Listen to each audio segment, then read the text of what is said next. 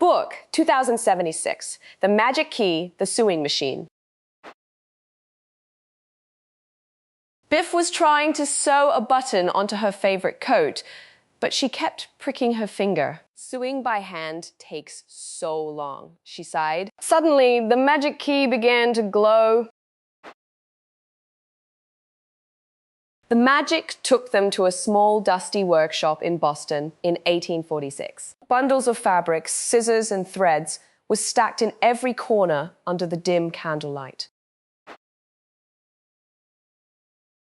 They saw a young inventor named Elias Howe working at a wooden bench. He was turning a hand wheel on a strange metal machine, looking very frustrated.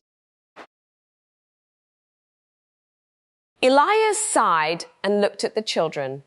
"I want to build a machine that sews fabric quickly," he said. "But the thread keeps tangling and breaking." Biff looked closely at the machine's needle. On hand needles, the eye is at the top. "What if we put the needle's eye at the sharp point instead?" she suggested. Elias gasped in surprise. "That is brilliant," he cried. He quickly set to work, making a new needle with the thread hole right at the pointed end. He threaded the new needle and added a second thread underneath. "This will lock the two threads together to make a strong stitch," Elias explained excitedly. Suddenly, the magic key in Chip's pocket glowed green, and a magical green light filled the small workshop. Biff and Chip shrunk down and found themselves inside the giant mechanical gears of the sewing machine, with the needle moving up and down like a giant pillar.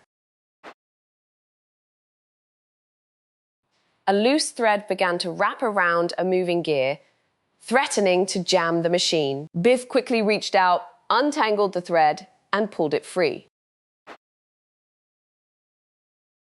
Biff and Chip jumped back through a green glowing portal, growing back to normal size. Elias turned the wheel, and the machine sewed a perfect row of stitches.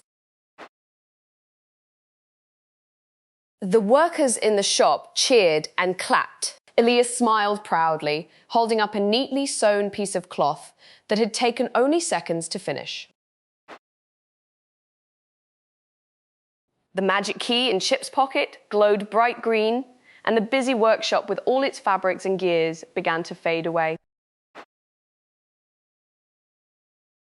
The magic took them back to their bedroom. Biff picked up her coat, and using a modern sewing machine, she stitched the button on in seconds. "Thank goodness for Elias Howe," she smiled.